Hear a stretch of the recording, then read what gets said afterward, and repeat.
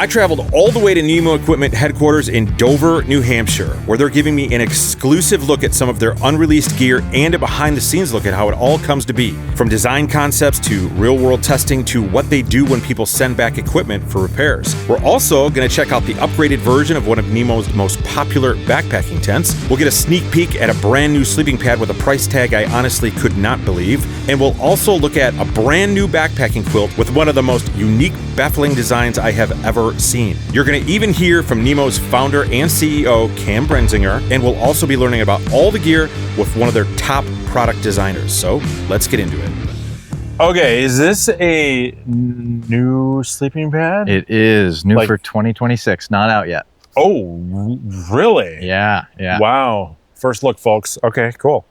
What is this? This is our Eclipse sleeping pad. Is this like the bougie? If you want a really comfortable night, this is going to be the one to go to. Okay. This has some... Are you saying your other sleeping pads aren't comfortable? Is that what you're trying to tell me?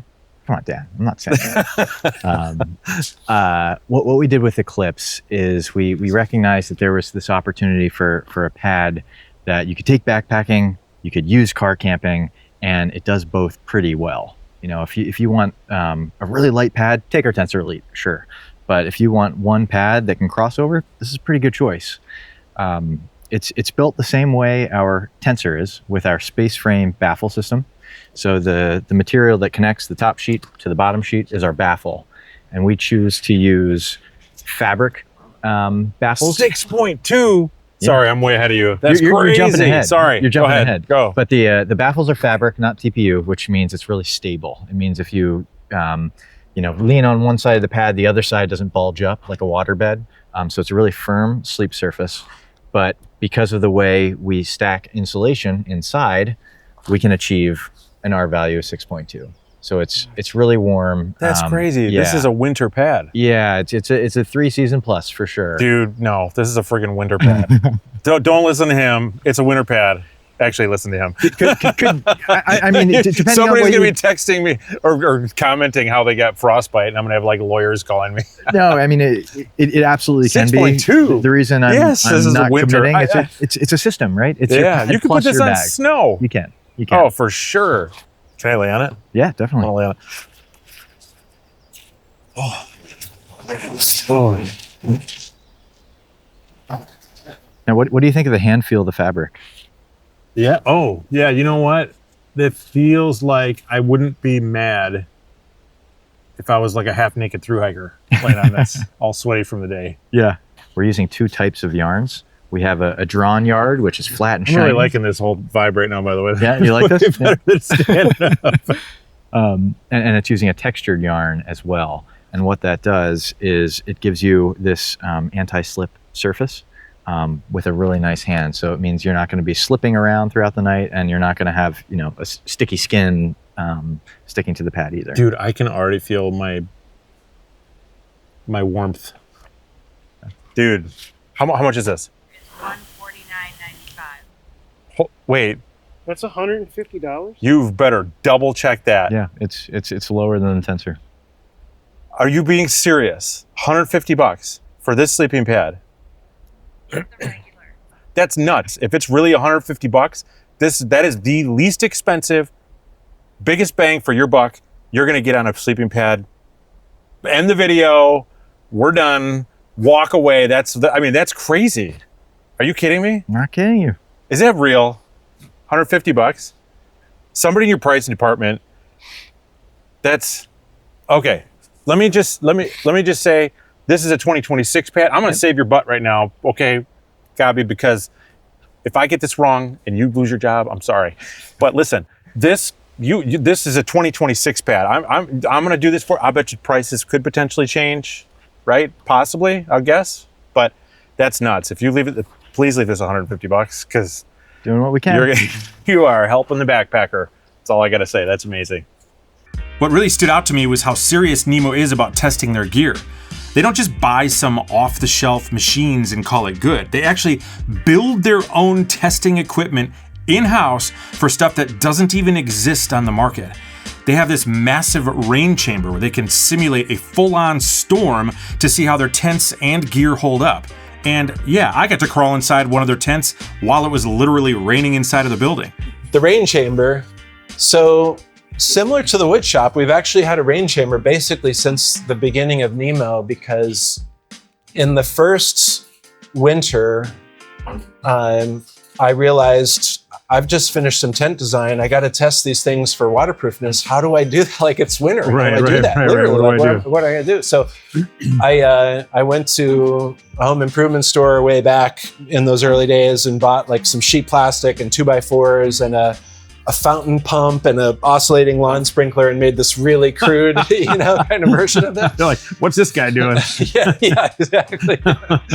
We generate way too much rain flow in here. Like, it's really intense.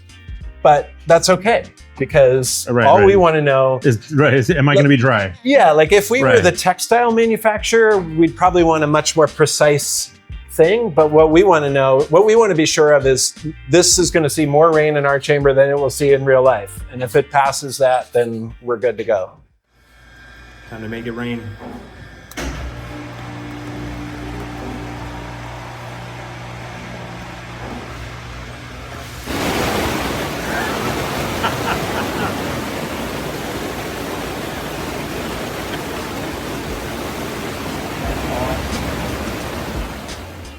So this is, what year tent is this? This is 2026. Okay.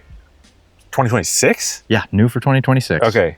Okay, let's take a peek at what this is. But this has been around for quite a while, right? The Dragonfly? Yeah, the Dragonfly originally launched in 2019. So this is the first time we've done a significant update. The Dragonfly has sort of always been this sweet spot for the backpacker in our line. Really roomy, but a freestanding option. So it's simpler to set up than some other options that they might have. And the focus of the update was around interior volume, upgrading materials, and making sure that all the... It's bigger on the inside? It's bigger on the inside, yeah. Is it, what about the footprint? The footprint stayed about the same. So we like to say that our Dragonfly fits a regular pad, so a 20-inch pad and a 25-inch pad if you have two people who are mismatched in there. So with this tent being larger on the inside, did that increase the weight? It did. It got 1 ounce heavier than the current model. There's no way I'm taking it. But we kind of compared it. The way we think about interior volume on a tent is, you have the area at the floor, you have a 1 foot elevation height, a 2 foot, and then a 3 foot, which is sort of head height. I feel like this is almost vertical. It is. But at the head height, it's about 35% larger than the old version. At the shoulder height, it's 30% larger than the older version. Oh, really? So, yeah. Cow. So are these like walls more vertical?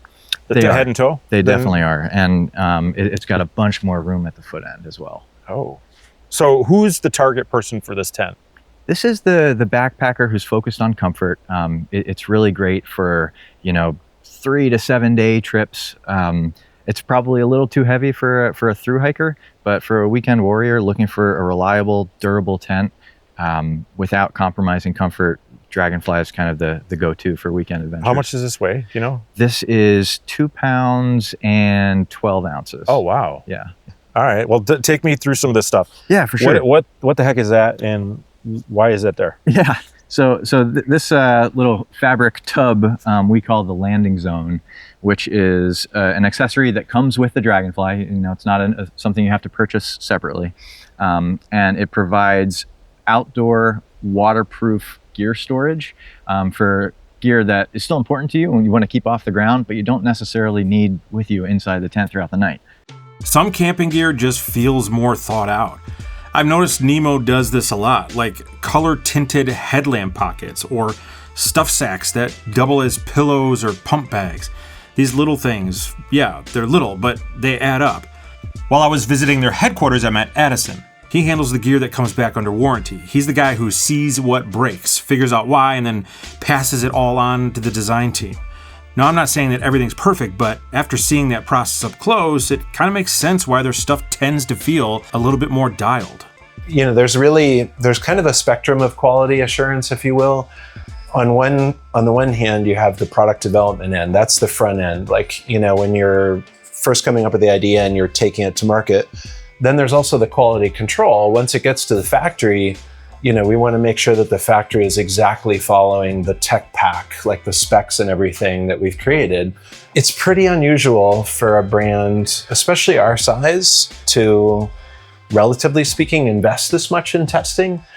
And the reason that we do it is hand in hand with innovation. So if you want to make something that's really different, you don't want to find out way down the road that it's not manufacturable or that it's not safe or that it's just not going to work, right? So we tie the quality team, the testing folks, into the product team really early. So we work with a big global test agency that has boots on the ground all over the world that can kind of help with that.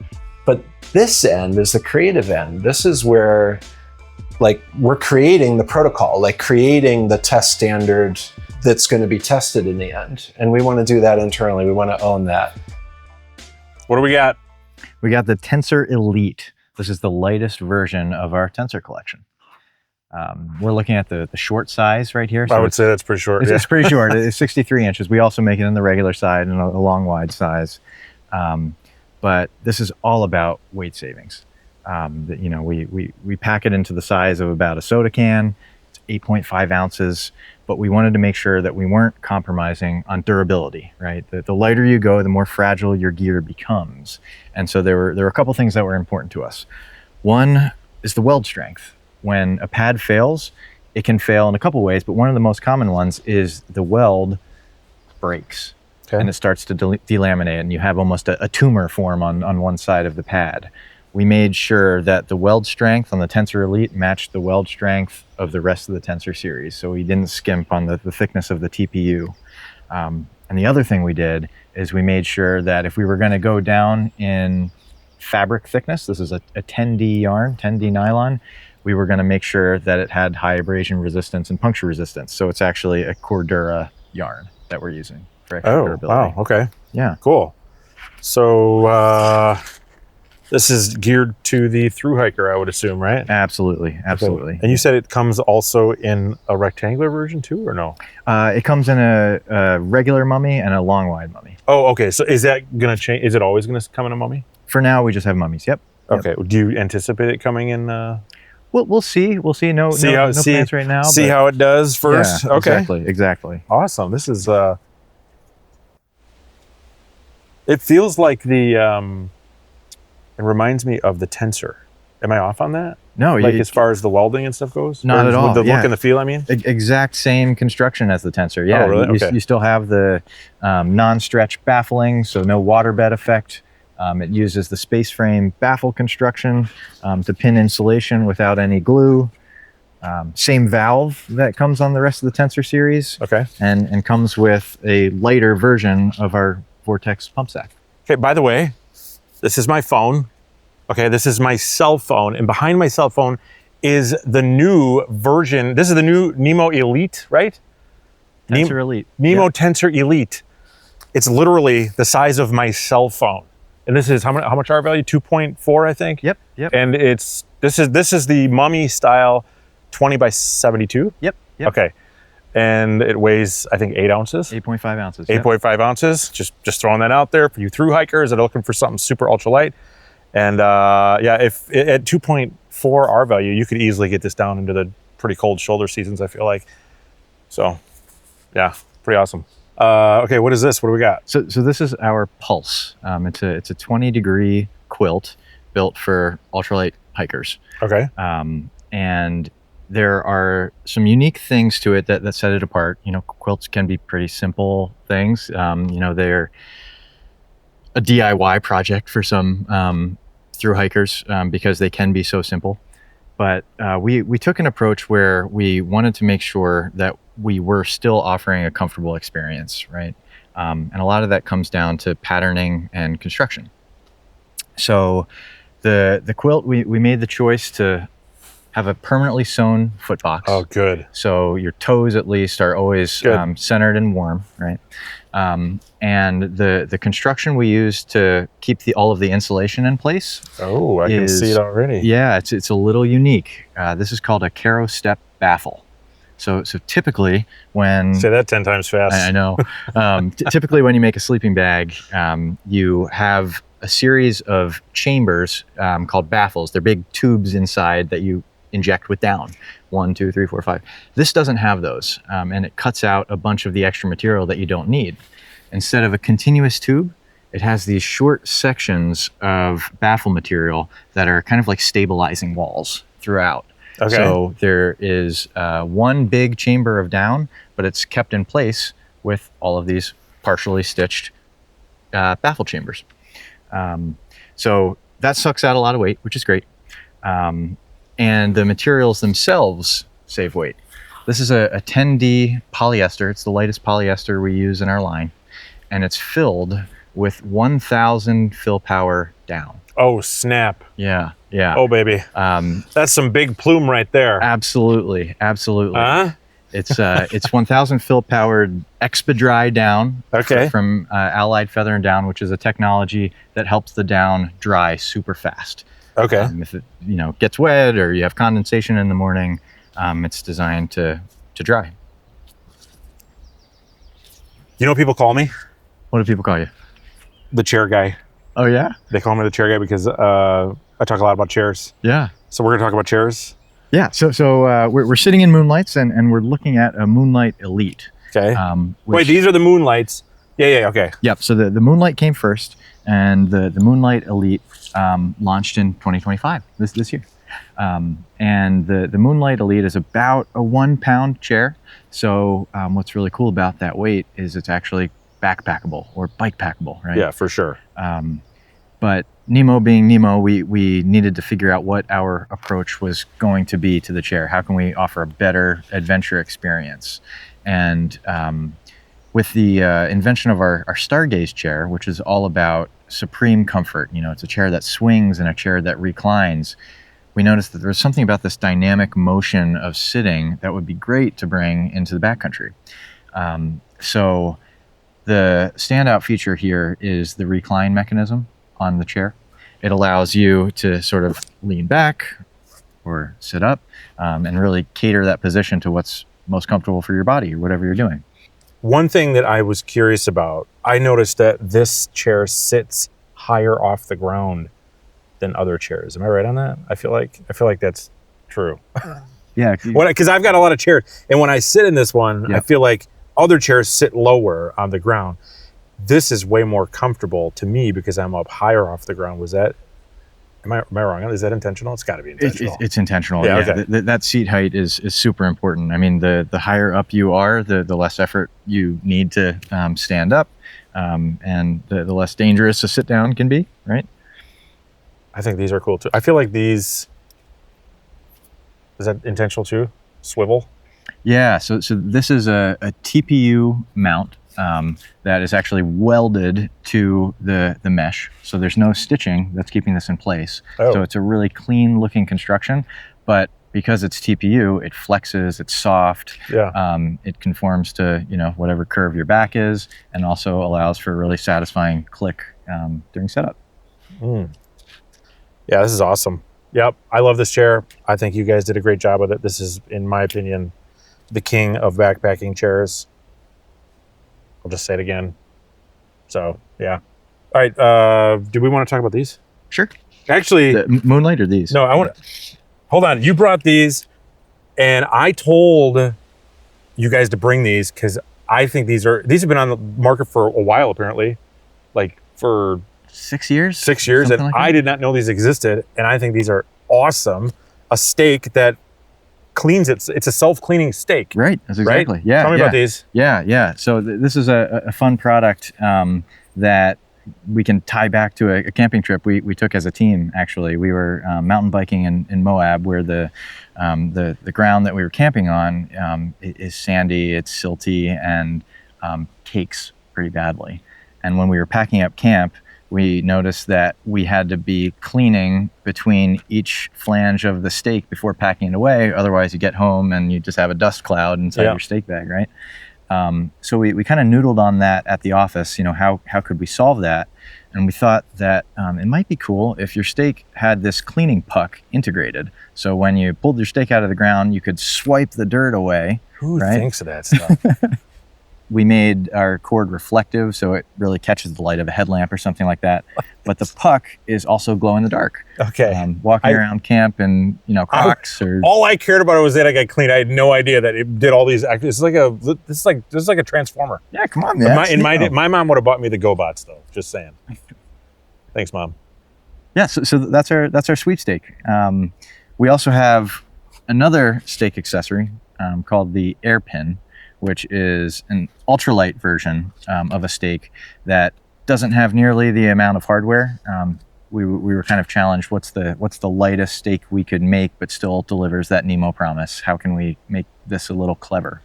And what we did is we gave the user sort of a 1, 2, 3 step instruction to wrap. It's stupid proof. Just say it. Okay. I'm not gonna say that. Yeah, I'll say it. It's stupid proof. Okay. And you can see on the packaging what's happening. But imagine this is a cord coming from the tent. Yep, I got you. You wrap it around. Oh, I see. Off of the Rainfly. That's the toggle. Okay, Exactly. That's the guideline. Yeah, Yep, I got you. exactly. And then this last little wedge locks the cord in place. Yeah. So it's no extra hardware needed. And these are both 7000 series aluminum, very strong material, and obviously super light. Maybe you've noticed this about Nemo too. They feel like a huge company. I mean, when I see them at REI or other big box stores, their products are everywhere. Really, we're reinvesting our money into making really cool differentiated products. And then our hope is it kind of sells itself. It gets attention, it wins awards. And to us, that's both more fun and more rewarding, but also just better use of money. We believe a good design process bounces between media. Like you have working with a pencil brings to mind a certain kind of realm of ideas. Right. When you try to translate that into 3D and CAD, you see things a different way. You try to make that over here 3D in real life, stitch that up or whatever it is, you may kind of see things from another perspective, get more ideas. So we encourage kind of moving between those media. We also really want to do a lot of fast iteration. So we don't care in this building about making things perfect. We would rather kind of work through ideas quickly. So don't spend the whole day to take that idea you have and make this perfect looks like model versus get that done in an hour. Let's check that out. Let's see if that works. And then we got room for 3, 4, half a dozen more iterations. Right. Thanks again to Nemo for making this video possible. Click the link in the description below to see more from them.